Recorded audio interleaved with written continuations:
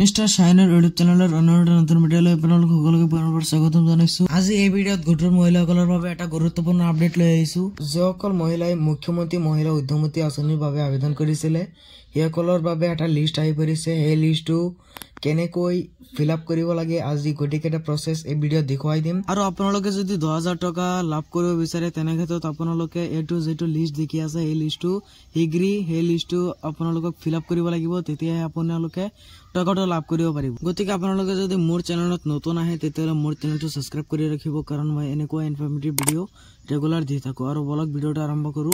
আপোনালোকক দেখুৱাই দিওঁ কেনেকৈ এই ফৰ্মটো ফিল আপ কৰিব লাগে। ফিল আপ কৰি পেলাই জমা কৰি দিও আপোনালোকে। আৰু বলক ভিডিঅ'টো আৰম্ভ কৰো। আপোনালোকক গোটেইকেইটা প্ৰচেছ দেখাই দি আছো কেনেকৈ ফিল আপ কৰিব লাগে।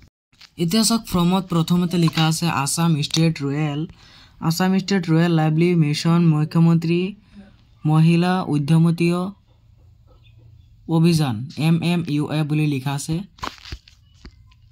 তো আপোনালোকে তো বুজি পাইছে এইটো মুখ্যমন্ত্ৰী উদ্যমী আঁচনিৰ বাবে দিয়া হৈছে। আৰু এইটো কেনেকৈ ফিল আপ কৰিব লাগে গোটেইকেইটা প্ৰচেছ আজি এই ভিডিঅ'ত দেখুৱাই দিম।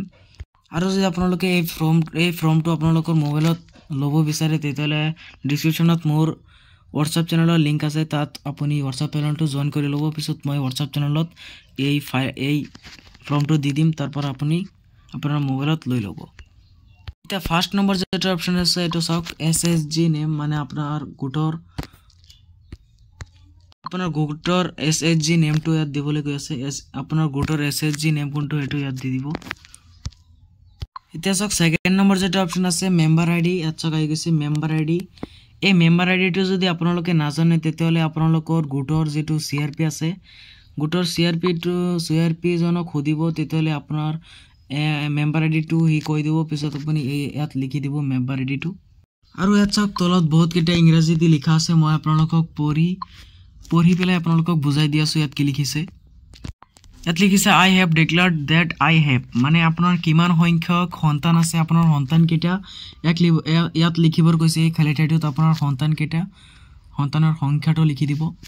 আৰু লিখিছে of children out of which dash nong is girl child of 3/14 years of age school going age,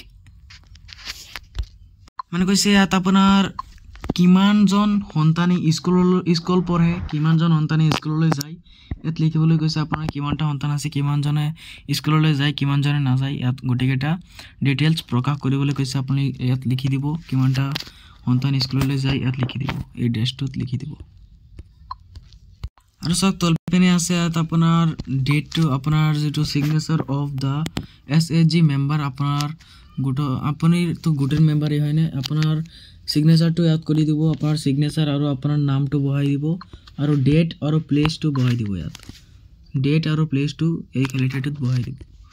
just এইকেইটাই প্ৰচেছ আছিল, ইমান সহজ প্ৰচেছ। মই আপোনালোকক বুজাই দিছোঁ, A to Z বুজাই দিছোঁ।